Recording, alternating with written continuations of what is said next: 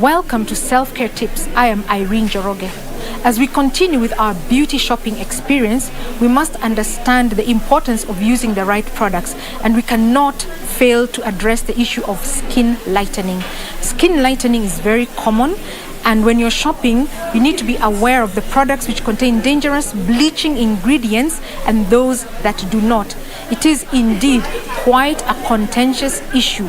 And we have with us today Jackie, who is a very well-known skincare consultant in Nairobi, and she's going to talk to us about skin lightening and the products that one should use to even out the skin, to remove dark spots and dark patches. So Jackie, the other day you mentioned to me that people really come asking for skin lightening products and all that. And why do you think they ask for these products, and what do you normally advise them to do? People normally come here at Super Cosmetics mostly to ask for products that normally will help to lighten their skin. But according to us, we normally advise people not to use bleaching products that will damage their skin. We normally encourage people to use safe products that we stock in our store. Mostly the products we stock are of vitamin C, which will help to lighten the skin, smoothen the skin, and soften and give you a radiant color back. We normally have also people who have sunburned skin. Yes. And we advise them on what to use so that they can get back their natural color back. Jackie, I can see you're really glowing. You look lovely. Your skin is a deep tone. It's so gorgeous. What would you advise people to do to achieve that glow without changing their color? It's better to use a product that is safer, and also you have a daily routine that you can use, especially a cleanser, a toner, and a good moisturizer. Cleanser, toner, and a good moisturizer. And maybe also always making sure that you know your products. Yeah. What are some of the dangerous products that you've seen?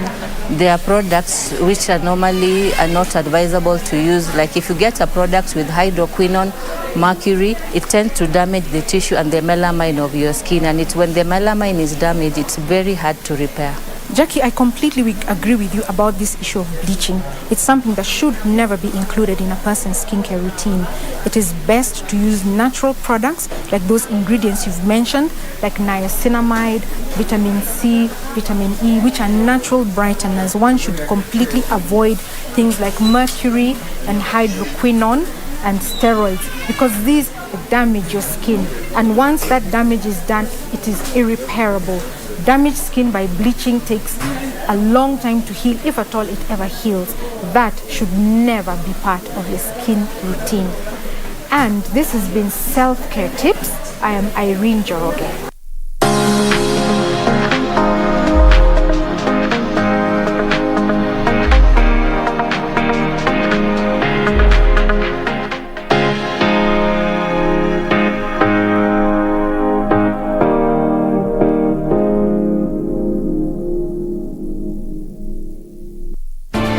Do you have a news story to share with KBC? Get in touch swiftly on email newsroom@kbc.co.ke, call 0723-892-654 or 0734-780-124. Please deposit this money into my account real quick. May I know your account, please? Michael Bakayoko. My account is 01826. Thank you for banking with us. It's my first time to bank. Could I ask how safe is my money? Or maybe I should just continue with my mattress banking. I think I should go back. How are you, Mr. Bakayoko? How may I help you this time? Well, I have come back to confirm the safety of my money. The one that I deposited earlier today.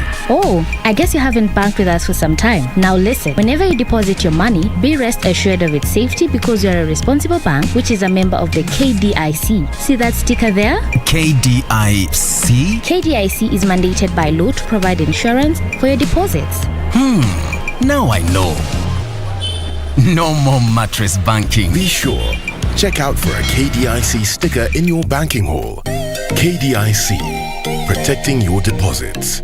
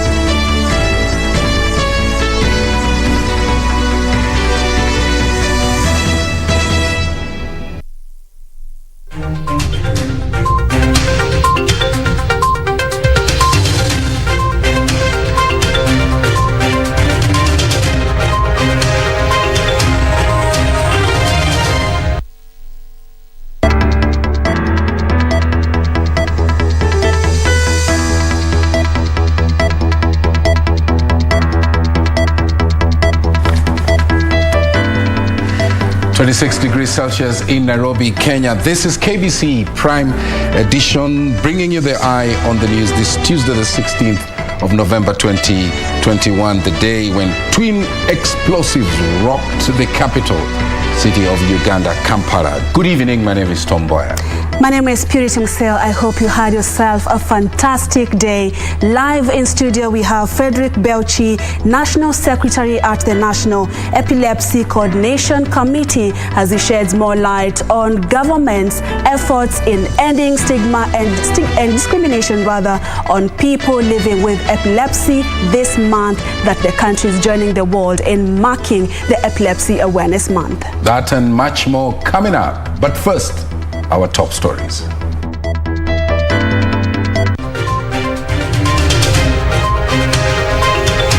Terror. Kenya heightens security as twin blasts leave 6 dead in Kampala, Uganda. Fatal outing. 11 senior citizens die in road accident in Embu County. I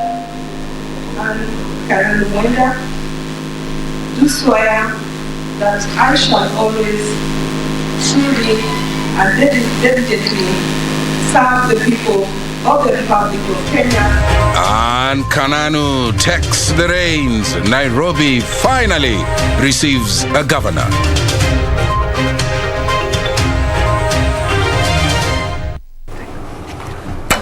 Thank you all very much indeed for joining us. And Byron Abuli is our sign language interpreter tonight at KBC Channel 1 News at Purity_Museo and at Mboya 24, the hashtag Prime Edition. Let's begin this live broadcast with that update in Uganda. 6 people, including 3 suicide bombers, have been confirmed dead after 2 explosions ripped through Uganda's capital Tuesday morning. According to the police in Kampala, the twin explosives at the police checkpoint and Parliamentary Avenue were carried out by 3 suicide bombers who died on the spot.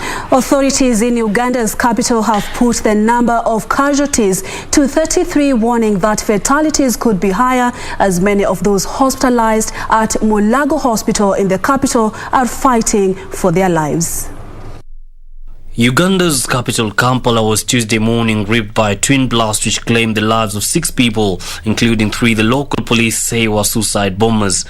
Uganda's police spokesperson Fred Enanga said 2 of the 3 suicide bombers were caught on tape riding a motorbike near the Jubilee Insurance offices on Parliamentary Avenue.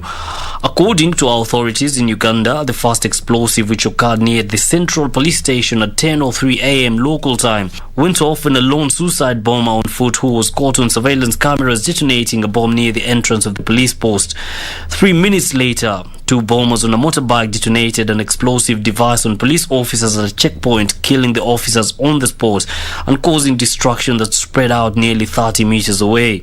Police in Uganda have linked the attack to a domestic terror group. The 4th suspected suicide bomber, according to Uganda police, was struck down, shot and arrested, and a suicide jacket was recovered from his house. Yusufar reporting for Prime Edition.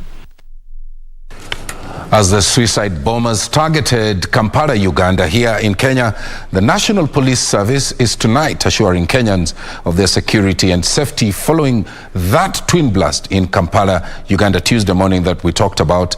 Police spokesperson Bruno Shioso says that there is no terror threat in the country and that security had been heightened along the borders, even as he urged Kenyans to remain vigilant.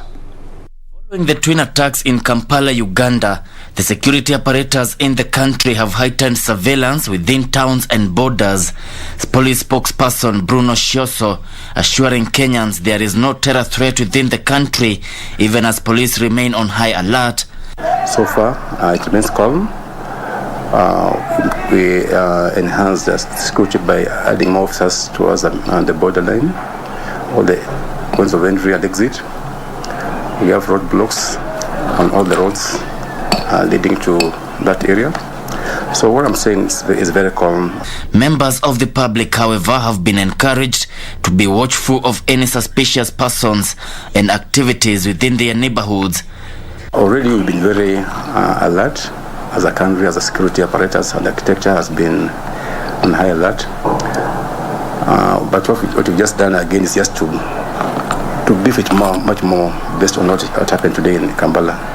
This as the government continues tracking 3 terror suspects who escaped from Kamiti Maximum Prison Monday.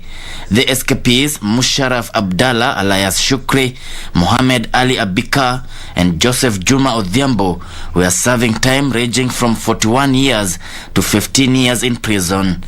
Meanwhile, matatu operators plying the Kenya-Uganda border calling on the police to supply them with the photos of the escapees.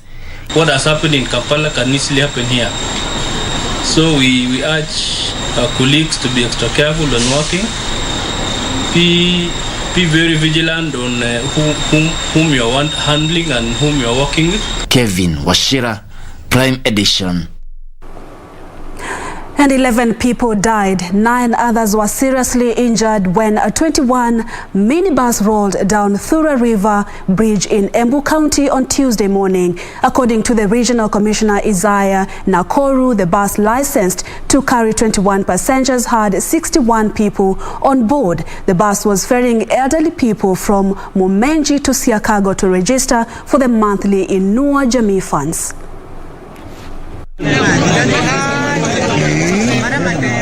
This is the wreckage of the vehicle that was involved in a Grizzly Road accident on Tuesday at 9 a.m. The bus is said to have plunged into a river along Kirie-Siakago Road in Muminji area of Mboya North constituency, Embu County. Na kumbe mafuta iliisha, imeenda mbele kidogo. Driver ametafuta mafuta, ameweka kwa basi. Then huyu driver badala ya alivo start gari kwa sababu gari ni mzee alishindwa. So what he did aka-engage reverse gear. Na basi ikaenda reverse na kutumbukia kwa mto. According to the Eastern Regional Commissioner Isaiah Nakoru, the accident claimed the lives of 11 people while 9 others were left nursing serious injuries at the Embu Level 5 hospital. Another 41 passengers are said to be nursing minor injuries. Kwa hivyo hii basi ilikuwa inabeba watu, inatakiwa kubeba watu 21, ilikuwa inabeba 61. So mara 3 ya capacity yake.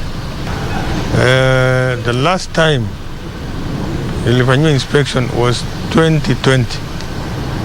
Na ikasemekana isitembee kwa barabara.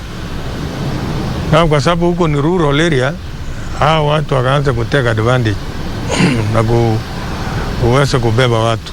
He reported that majority of the passengers in the bus were elderly persons who were heading to Siakago town to register as beneficiaries of the Inua Jamii program. Walikuwa wanakuja kupata huduma kwa sababu serikali wakati huu inaendelea kusaidia wasee wapate pesa ya kujimudu kimaisha. Lakini huyu kaidi driver aliweza kuumisha wale wasee. A manhunt for the driver of the bus who immediately fled the scene of the accident has commenced. Wasiendesha magari bila insurance. Kama sasa hii tukiangalia iliisha insurance last month. Sijui iko na mwezi mzima bila insurance, inaendeshwa hivyo tu. Sasa kama watu kama hawa claim ikifanywa inalipwa na nani? Nancy Okware, Prime Edition. Let's tone it down a little bit and move you into another area. Anne Mwenda Kananu is now governor of Nairobi County. Kananu was sworn in as the 3rd governor of the city in a brief ceremony Tuesday, and she pledged to improve 1, sanitation, 2, early childhood education, and 3, she promised to revitalize Nairobi's 24-hour economy. The ceremony was given a wide berth by most elected leaders in Nairobi. I am equal to the task, were the key highlight words by Anne Kananu Mwenda as she took over the mantle of a city, albeit for a short stint. Following months of protracted court battles by impeached Governor Mike Sonko, the Supreme Court paved way for her swearing in last week after dismissing a petition filed by the deposed governor.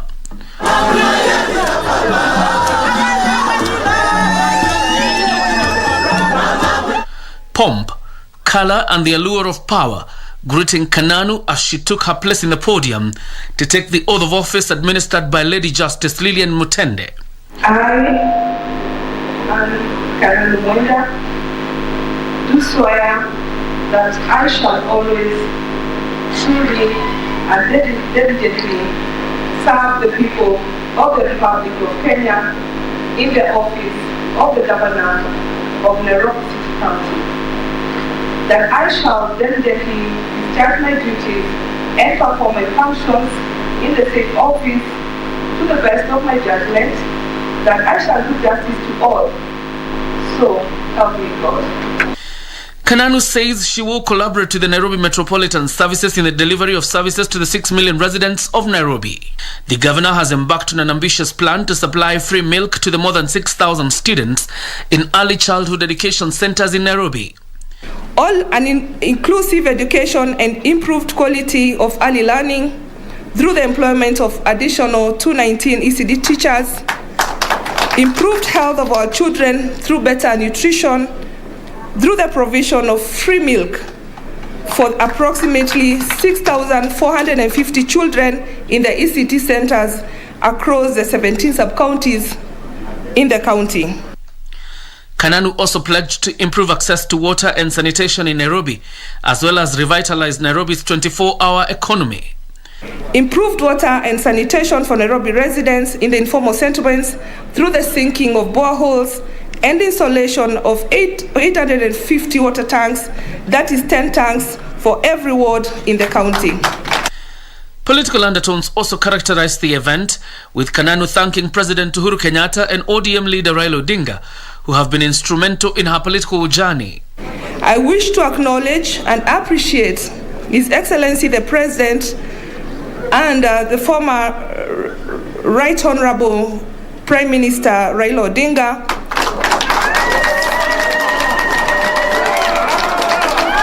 for promoting inclusion, peace and cohesion, which the county of Nairobi greatly depends on to thrive.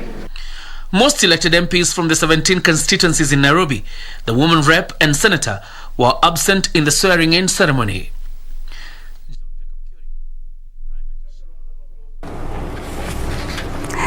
As Deputy President William Ruto says his government will prioritize agriculture and small-scale ventures if elected president next year. DP Ruto, who was on his second day of Mount Kenya East, promised to set aside 50 billion shillings to power small and medium enterprises for wealth and job creation. DP Ruto's second day in Meru County saw him make stopovers at Lare, Maua, Mutwati and Mikinduri towns, where he promised to revitalize the country's agricultural base if elected president next year. Tutaweka pesa kwa kilimo, tuzalishe chakula ya kutosha, tumsaidie mkulima atuzalishie chakula ya kutosha, ili chakula ifike hapa sokoni kwa bei nafuu, na kila mtu apate haki ya kuweka meza ya watoto wake na mke wake chakula kwa bei inayofaa. Ruto wooing Mira farmers in the region, saying they will be the pioneer beneficiaries of the bottom-up economic model that will target cooperatives to assist farmers. Priority yetu number 1 ni kuweka pesa ya serikali bilioni 100 katika miradi na mipango ya agro-processing, value addition, manufacturing, ili tuweze kupatia hawa vijana wetu ajira as a matter of priority. The DP said he will create a basket of 50 billion shillings to help the growth of small and medium-scale enterprises. Kwa sababu hawa wananchi waliokuwa blacklisted kwa CRB ni kwa sababu ya madeni madogo madogo. Wengi hawana title deed, hawana logbook, hawana security, wanakopa pesa kwa Shylock, wanakopa pesa Fuliza, ndio wameingizwa ndani ya CRB. Mimi ninasema mwaka ujao tunaweka pesa ya serikali bilioni 50 kwa hazina ya watu biashara ndogo ndogo, hawa wasiingizwe ndani ya CRB. Sisi watu wa Mount Kenya ni watu wa biashara na kazi, na tunataka kusupport umoja wetu ambaye ni William Ruto. Sisi tukiwa wa Meru tuko tayari kuungana na naibu rais kuunda serikali ya 2022, na sisi tukiwa wabunge 10 tumeshikana mkono ndio tuweze safari na naibu rais. Wycliffe Okech, Prime Edition. Well, DP Ruto there campaigning in Meru. Raila Odinga was at the coast where he spoke about the thorny land question, and we will be bringing you that story in a little while. But first, let's look at the COVID situation in the country. Kenya's COVID-19 positivity rate has risen to 2% after 75 people tested positive from a sample size of 3,854 tested over the last 24 hours. Total confirmed positive cases now stand at 254,384. Cumulative tests conducted so far are over 2.77 million. During the same period, 3 deaths were reported, all being late deaths. The number of fatalities now stands at 5,322. As of November 15th, 2021, over 6.1 million vaccines had been administered across the country.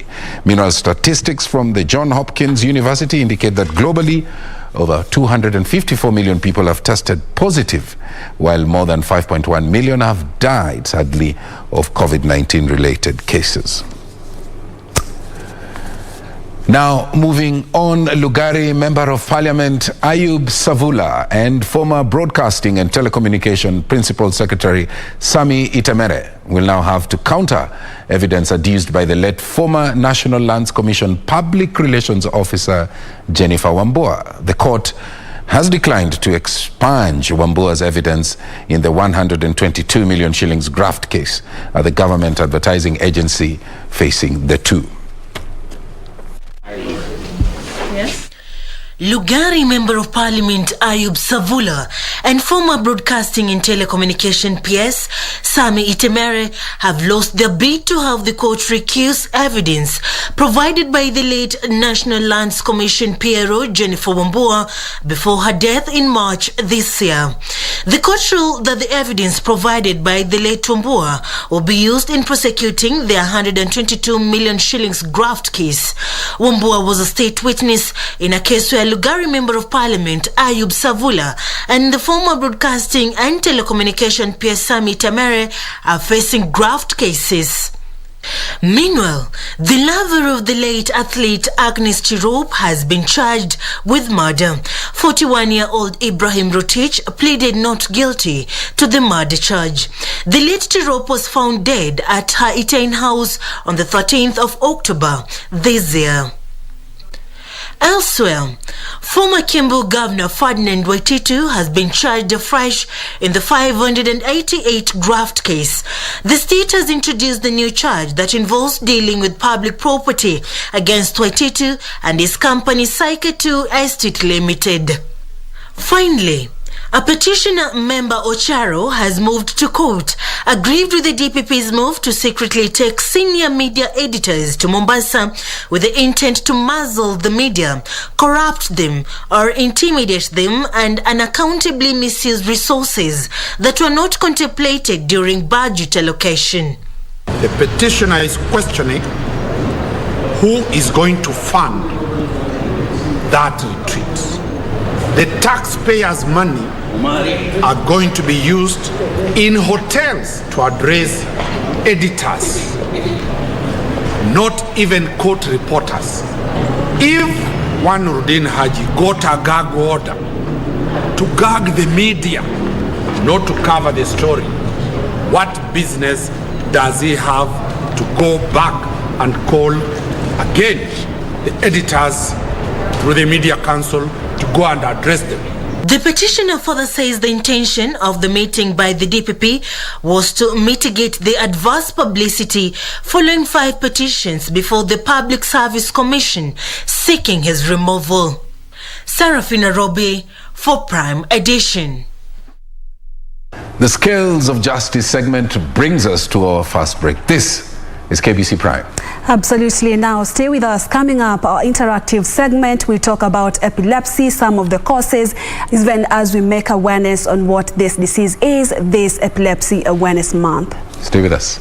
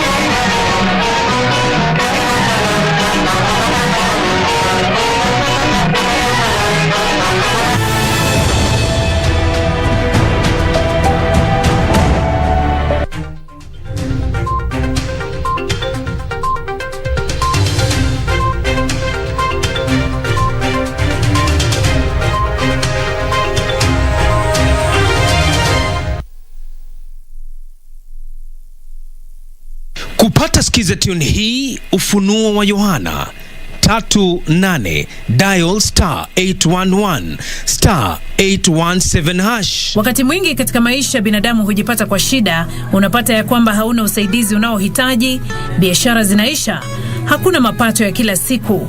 Lakini hata kwa hayo yote, Biblia inasema ya kwamba katika kitabu cha Ufunuo wa Yohana mlango wa 3 mstari wa 8, na yajua matendo yako. Tazama, nimekupa mlango uliofunguliwa mbele yako. Ili kupata skiza tune hiyo ya Yohana 38, dial *811 *817 hash. Dial *811 *817 hash.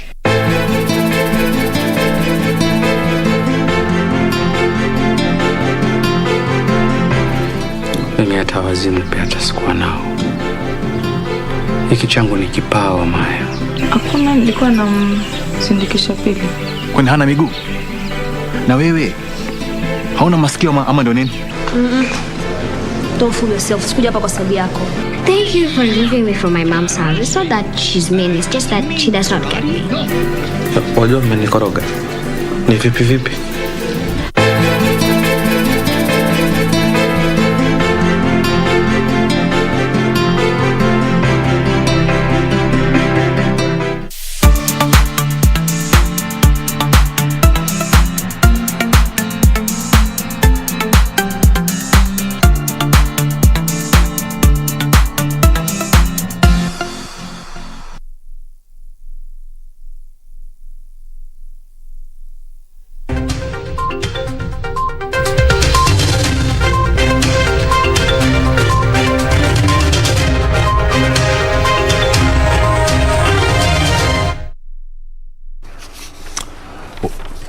Welcome back. Well, before we move into the interview segment that's coming up shortly, remember we had told you that ODM leader Raila Odinga was in Kwale. He said that he will end the thorny land question that has dogged the coastal region for decades. Speaking in Kwale County, Raila said that if elected, he will ensure cartels operating as private developers and defrauding locals of their ancestral land are prosecuted. Well, Raila also called on locals to join his Azimio la Umoja initiative that says that he will change the socio-economic development of this country.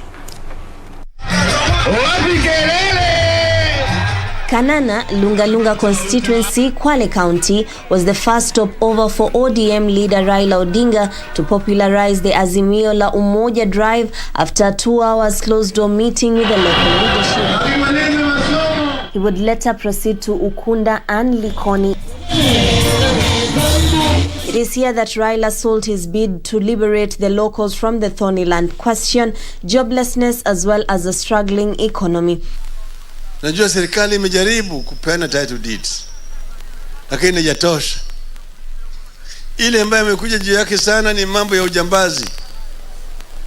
Kila kitu ni yako, hasara ni yako. Sasa jamaa ngoja hapa nje ukitoke utoze ushuru. Ati kupata leseni shilingi 1,100 na shilingi ngapi? Hiyo ni upuzi. The former primer promising that if elected, he will deal with private developers who have been oppressing the locals who have been rendered squatters. Dawa yao ni kushikwa na kuwekwa ndani. Manake hao ni wahalifu, ni criminals. Na wanajulikana, ama sivyo? Mambo za ardhi za pwani zimeelezwa kinaga, lakini uongozi ambao inaweza kusuluhisha hii maneno lazima itoke kwa tuna rais. He once again defended his social protection fund, saying it will revive the economy as well as provide jobs for the many youth. Asema hiyo ni porojo, hiyo ni propaganda ya Raila, hakuna ukweli. Wacha. Pilipili Soila ya kuashiani. The opposition leader challenged young people not to fall prey to handouts being dished by some politicians. Kila mwezi wanatoa ati harambee hizo shilingi milioni 100,000. Na mshahara yake ni milioni 2 peke yake. Hiyo ingine inatoka wapi? Ni pesa ya umma ameiba. Local leaders hit out at Deputy President William Ruto, who has been trying to make inroads at the region, affirming the region's loyalty to the party. Amebaki saa hii katika nchi yetu, ako na ujuzi na akili na maarifa ya kuongoza nchi yetu, ni mtu mmoja peke yake ambaye ni Raila Amolo. Kuna pocha Shimoni hapa ambaye bado imechelewa. Kuna Dongo Kundu ambaye tunaiongoja. Na hizo ndio zitaleta kazi hapa, tusikae tukadanganywa kama watoto. Hakuna mambo ya wheelbarrow hapa. Mambo ya social protection tunayaunga mkono, ya kuwa wale ambao hawana mapato, Raila Amolo Odinga atapeana 6,000 kila kijana wetu na watu wetu. Najua akiwa rais wa Kenya tutakuwa na Kenya ya aina gani? Kenya itatosha ama haitatosha? Mchagua Mjaluo ni land reforms automatically choose Raila for better future of this nation. Ushirika. Sasa amekuja hapa kutafuta ushirika na watu wa Kwale na watu wa Pwani ili tuhakikishe kwamba katika ile serikali tutakuwa pamoja. Juni Karisa Mbele from Mombasa County for the Prime Edition. Thank you so much for joining us. November is Epilepsy Awareness Month, and this evening we talk about epilepsy. We look at what this disease is, what are some of the causes, symptoms, and efforts by stakeholders to end stigma and discrimination. Joining us now is Frederick Belchi. He is the National Secretary for the National Epilepsy Coordination Committee. Thank you so much. Thank you so much for having me. I hope I pronounced your name well, Belchi. Yes. Okay, it's nice to have you here. Thank we are you. talking about a disease that am I right when I say has been forgotten? Yeah. Or people are not talking about it really? Why is this so? Is it because we don't have much prevalent of this disease, or why are we not having so much conversations about epilepsy? Yeah, and unfortunately over the last few years we've really had increasing cases of epilepsy as a condition. I know there are so many people who refer to it as a disease, but it's a condition, okay? So cases have been there, and there has been a need for raising awareness around epilepsy. Again, the challenge has been that the stigma that comes with one having that condition has not made it very easy for people to continue talking about it. But in a layman language, to make somebody understand what epilepsy really is. Epilepsy is a condition that is caused by brain damage, okay? So anyone who exposes gets an exposure of their brain to get an injury, they are at a risk of getting epilepsy. And when we talk about these injuries, then that can be caused by so many other factors, including infection. And when we talk about infection, we talk about, say, cerebral malaria, we talk about meningitis. When we talk of other outside factors, we are looking at accidents. Somebody is exposed to an accident, and then they get the injury of the head that goes deeper into touching the brain. Then they leave them with an injury that might put them at a risk of getting epilepsy.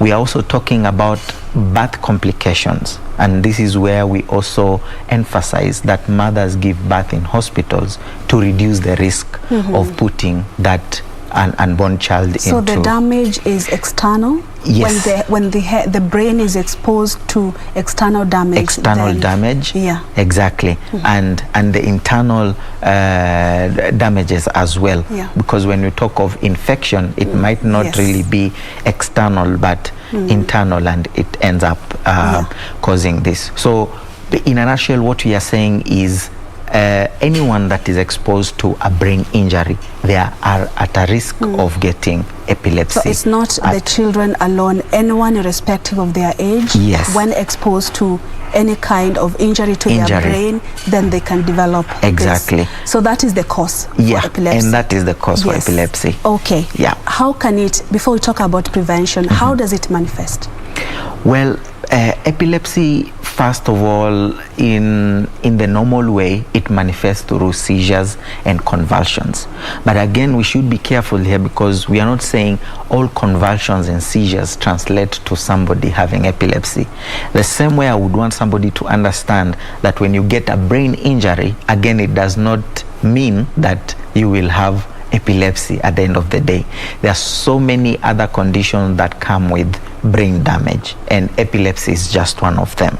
Okay, so how it manifests in a normal way, which you ask somebody what is epilepsy or kifafa in Swahili, they'll tell you that condition where somebody falls down and they throw their hands and legs and stuff like that. Okay, so that's the basic way of how to explain how epilepsy manifests. But if we go deeper, we will try and expand epilepsy and say it's a condition that causes somebody to either behave abnormally in terms of actions, in terms of emotions, and in terms of the activities that they do. So again, that means it is not only it does not only show through seizures or convulsions, but also from other kind of activities, either emotionally or physically. And because we have mentioned how it manifests, then it brings us to the question, is it just one type or so many types? Exactly. And actually, as you answer that, I'll ask what extent of injury that we are talking about, because we face a lot of injuries, we fall, we wake up. So, but to what extent would you say that when you fall or when you have these symptoms, then you are at a risk of having this condition? Of having epilepsy. I think that question will be best answered by the types of epilepsies that we can touch on. We cannot talk about them, all of them. But we can talk about them most Exactly. So we have over 40 types of epilepsy, okay? But they are grouped into 3 categories. So we have what we call the generalized seizures. So the generalized seizure type is the normal kind of epilepsy. You ask anyone about epilepsy, they'll tell you is that condition that somebody falls down and they begin to throw their hands and their legs and some kind of foam coming out of their mouth. That's what we refer to as generalized seizures, okay? And we have so many other types under it, but all those that manifest in that manner, then we call them generalized seizure.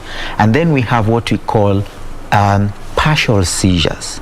Okay, so in partial seizure, in this category, you have epilepsy that manifests not necessarily by somebody falling down and throwing their hands and their legs, but there could be having an episode, that seizure, we call it an episode, where it's just the hand shaking, okay? It's just the hand shaking uncontrollably for some seconds or a minute, and then it relaxes by itself. Okay, so it could be the hand, it could be any part of the body that this person actually shows that something is happening and they cannot control it, and so it's not a normal thing happening. That's a partial seizure. And then we have the last category, which is the absence seizure. So an absence seizure, we could be actually talking, and then for a minute or for some seconds, I'm off. So you've asked me a question, but I come back to you again and say, what were you saying? Or you can ask me to do something, because this is again very common in children.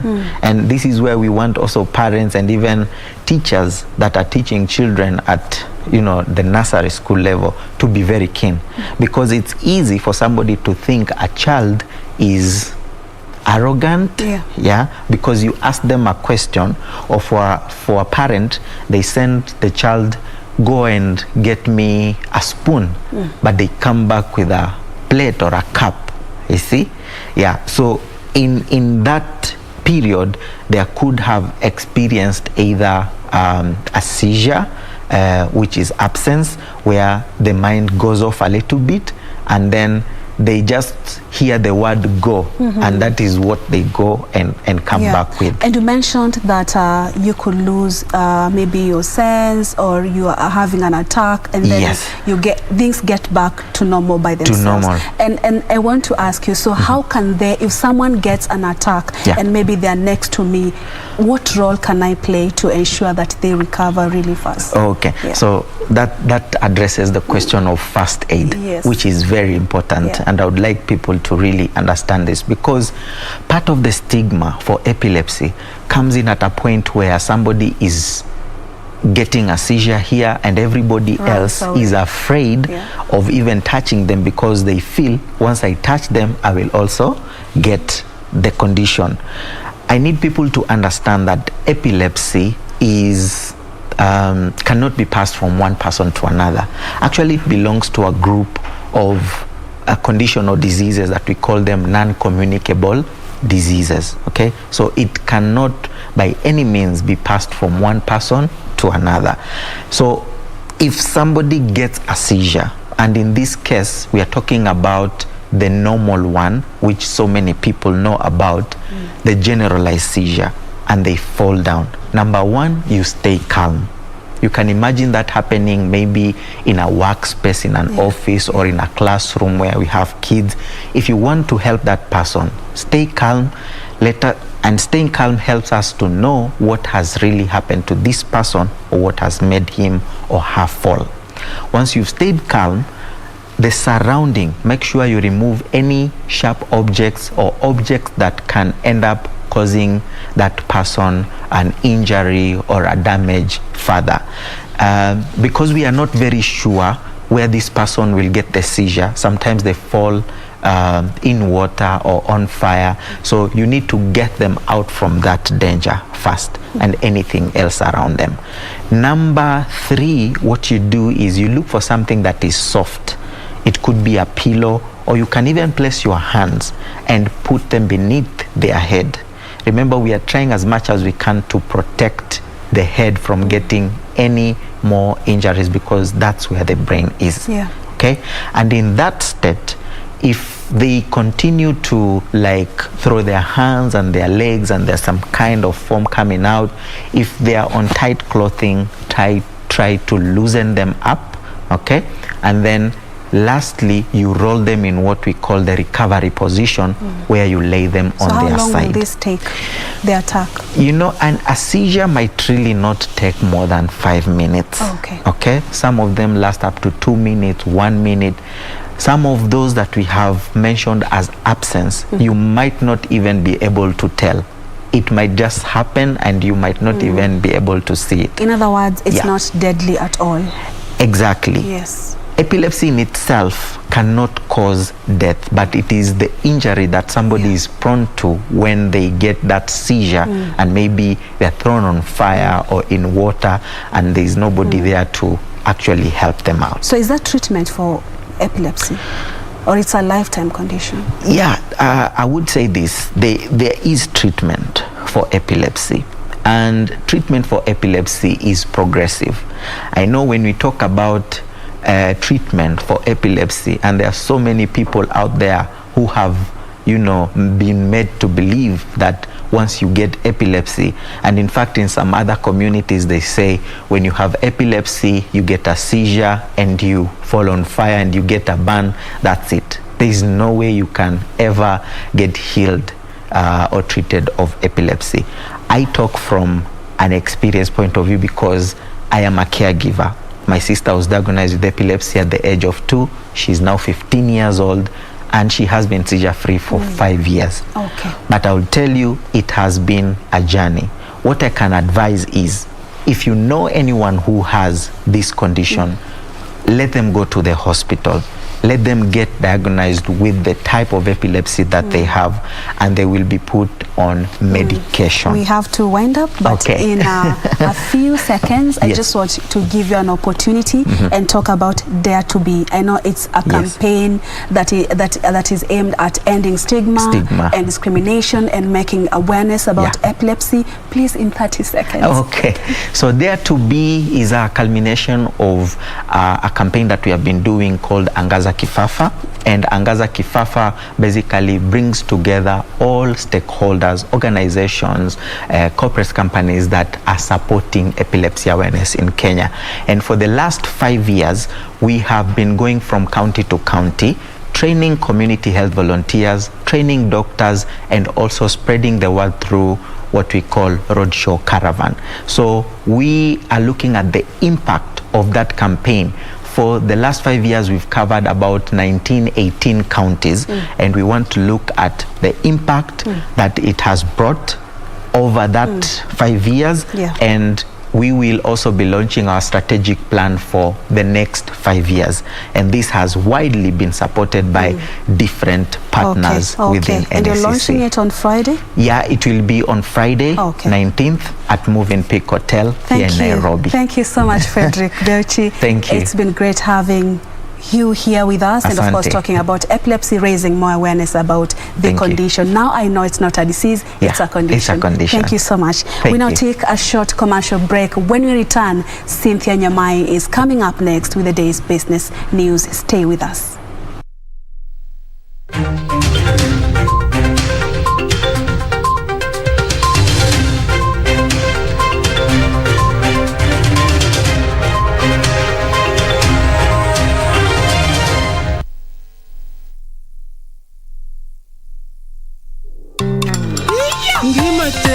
Kabwatutikuk ngimache iyat muguleldangu ngimache imanguge nyangebe kiputinai lale yo kimi kibagenge Kitwek FM kigosi Kitwek FM kigosi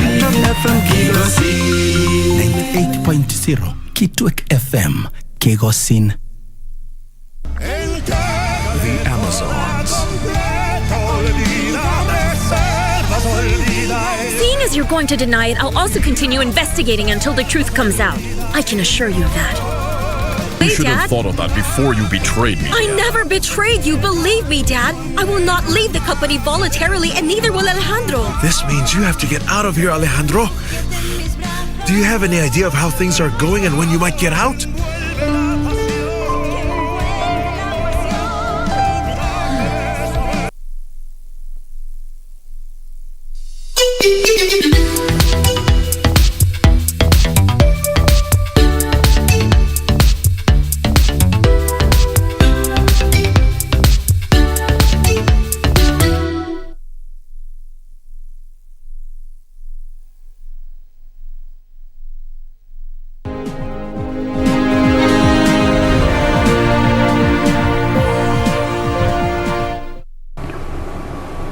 Good evening, welcome to Business. I am Cynthia Nyamai.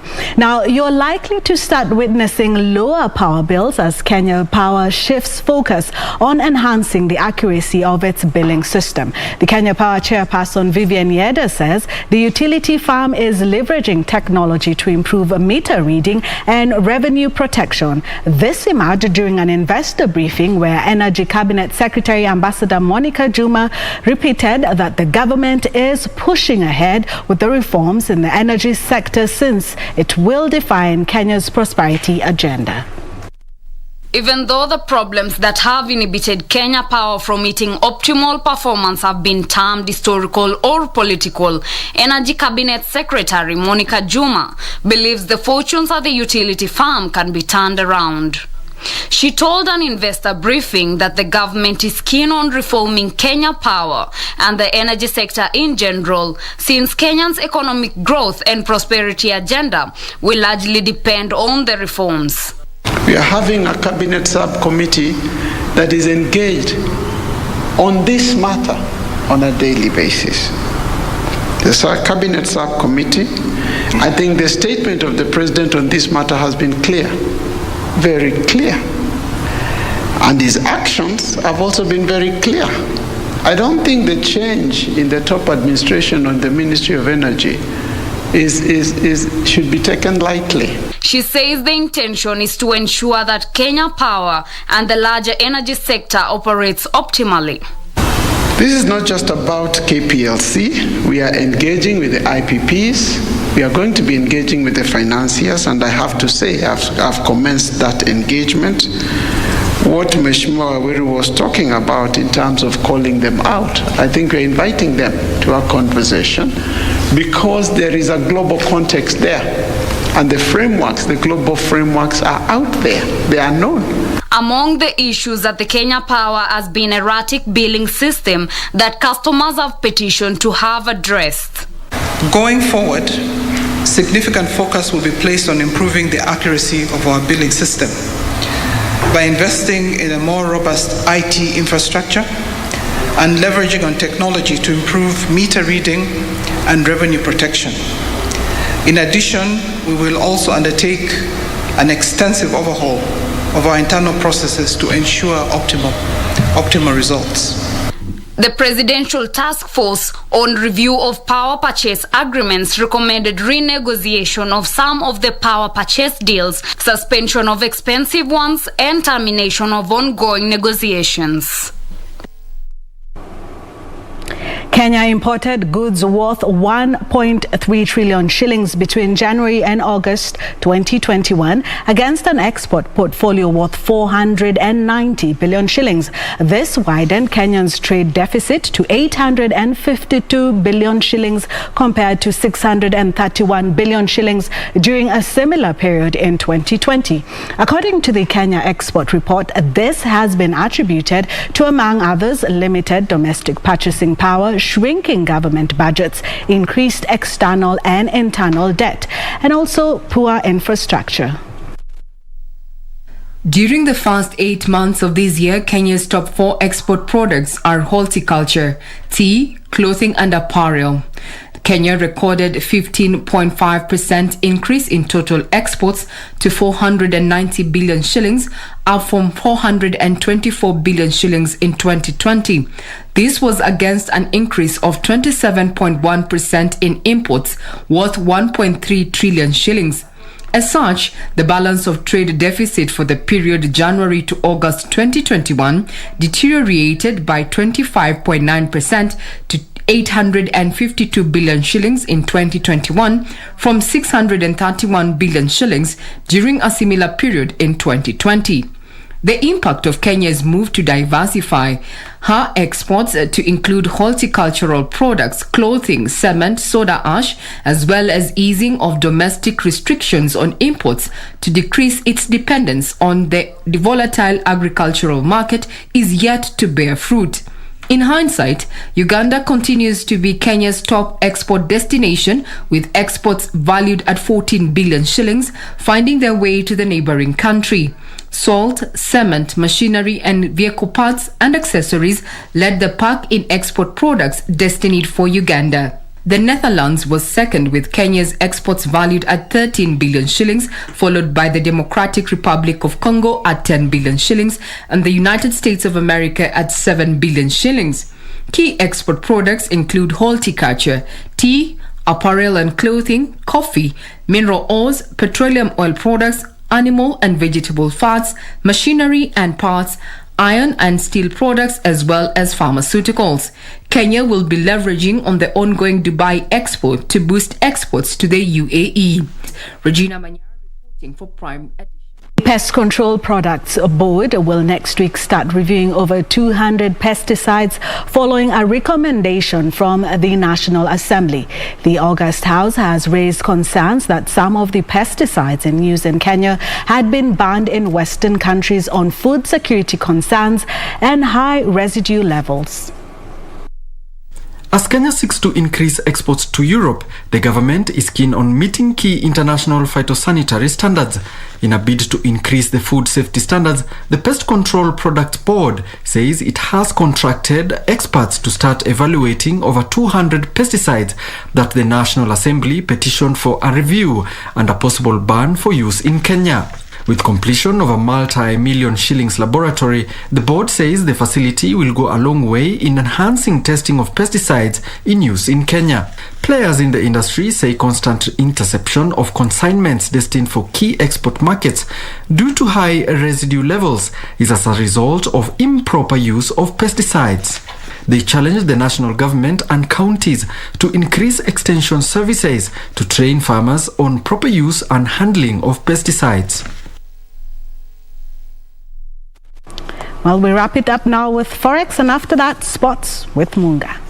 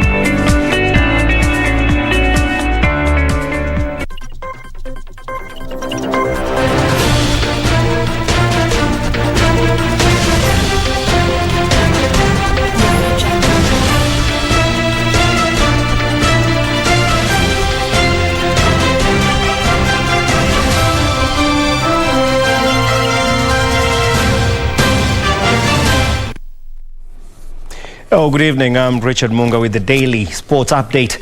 On to top story tonight, whereby Harambee Stars tactician Engin Firat says he would like to continue coaching the national team when his 2-month contract ends.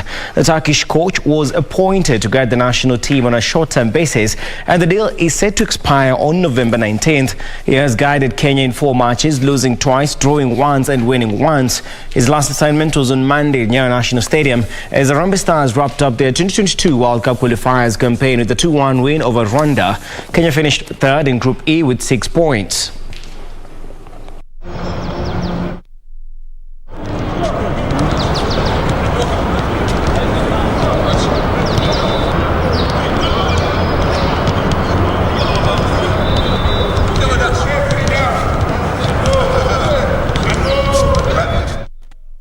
Meanwhile, hundreds of athletes who attended a consultative forum in Kisii County have raised alarm over rogue athletics coaches who are perpetrating dismal performance of athletes.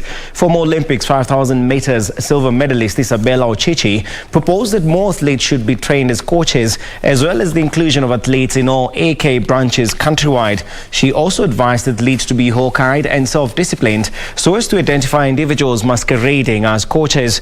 Justin Mugire, a marathoner, suggested that retired athletes should be trained as coaches to provide them with a retirement plan after hanging up their spikes.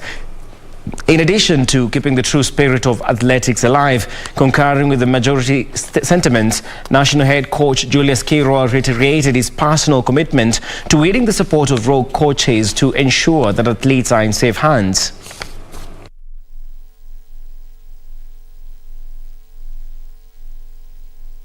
And now it was decided that we come out, get to where the athletes are, go to their areas, put them together and listen to them. Tuko na mambo mingi sana ambayo hatuwezi tukasuluhisha tukiwa na wanaume. So mimi kama mwanamke nikiwa na wale wanariadha wachanga ambao pia ni wanawake, we are more free.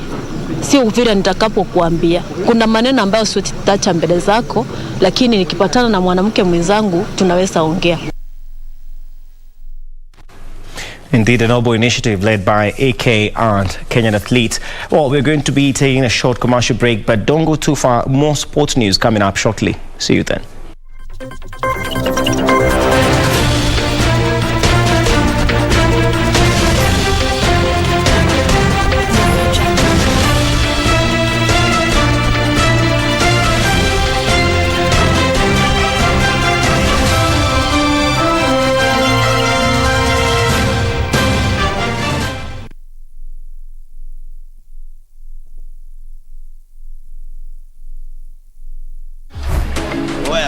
Pesa yako. Oya, limbiaga Ronaldo pia wewe. Unadondoka mwanafika gani? Ni game ya mwisho, multibet ingiane ama ichomeke. Swali ni, utadondoka? Kati mkana melizwa, shukisha. Dondoka visimbo na Odibets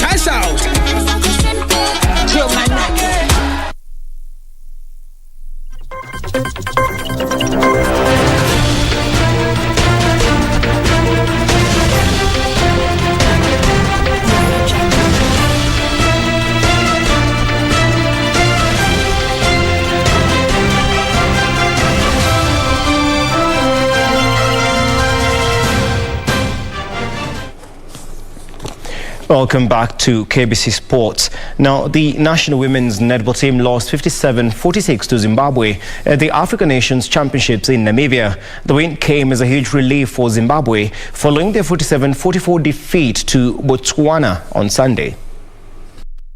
The Gems campaign had its waves as they struggled to stay in the tournament, as Monday's match saw the Gems dominate from the first quarter up to the final whistle, but better ball control would have bagged more scores for the Gems. The first quarter break ended 16-8, with the second quarter ending 31-22. The third quarter ended with 44-32 score, and the final quarter 57-46, all in favor for the Gems. We as Africa Netball have decided that on the 2023 Netball Legacy, the World Cup that will be held in South Africa from the 28th to the 6th of August in Cape Town, we will, on our legacy, give Kenya a wooden floor. Zimbabwe Netball Association President Letitia Chipado said the victory was timely and would boost the girls' confidence, considering that they field a youngster side. Also, Mamelodi Sundowns held enough to win a semi-final penalty shootout 5-4 over Equatorial Guinea's Malabo Kings in Cairo, Egypt, to advance to the inaugural CAF Women's Champions League final. Sundowns will now face Hasaka's Ladies, who booked a ticket to the final after defeating Morocco's Asfar 2-1 in the other semi-final encounter. Goal! She's got a tough angle! Mamelodi Sundowns reached the last four after they finished top of Group B on 7 points. Legs. But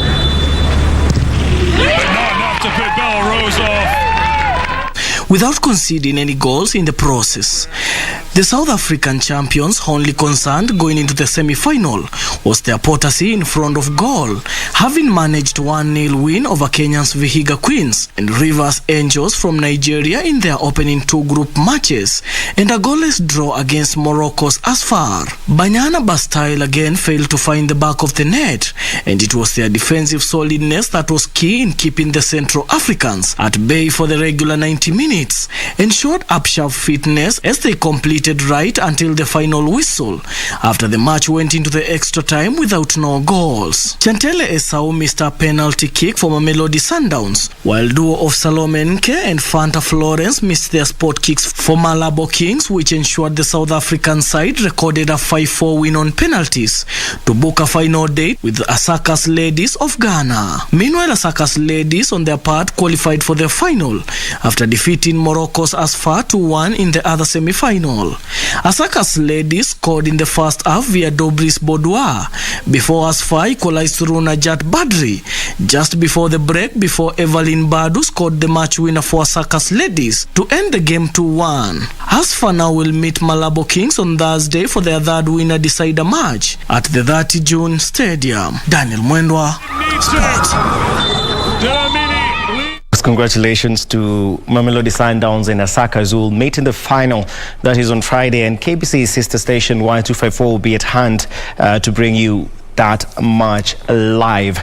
Now to other matters. Safari Rally legends Glenn Edmonds and George Mwangi have been appointed to the newly constituted 3-man Kenya Motorsport Federation, that is KMSF, appeals board with immediate effect. The newly appointed officials will serve in their capacity for the next 1 year. Kenya Motorsports Federation Chairman Phineas Kimathi, in a press statement, revealed the constitution of the new board is in accordance with the FIA International Sporting Code.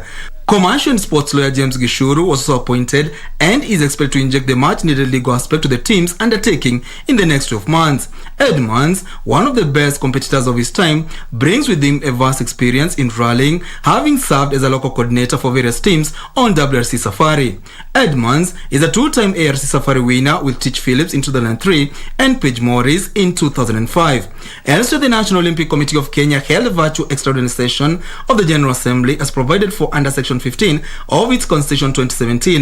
The Assembly session saw the members consider the Electoral Code of Conduct for the upcoming NOC elections. The members, who approved the provisions of the code, expressed satisfaction that it would create a clean electioneering process and produce credible results. The extraordinary session noted that the Code of Conduct was timely and gave Center of Corporate Governance and Electoral Board assurance of their support and authority necessary to enforce strict adherence of the same. And finally, Nyeri Prison's men's volleyball team has stepped up training ahead of the Kenya Volleyball Federation new season that starts off on November 27th at the Nyayo National Stadium. The Nyeri-based side held their recruitment exercise in an effort to strengthen the side ahead of their debut appearance in the league. Hatujakuwa kwa league, lakini kwa majaliwa Mwenyezi Mungu mwaka huu tuko kwa upande wa league na tuko na furaha sana. The team will open their campaign against Forest Rangers before taking on defending champions GSU. Meanwhile, the Women's League will kick off at the Makande Gymnasium in Mombasa.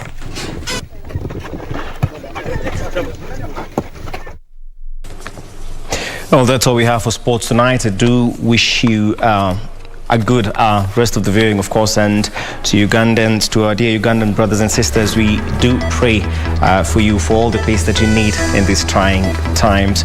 Well, I'm going to be handing you over back to Tom and Purity, but from me, have a good night.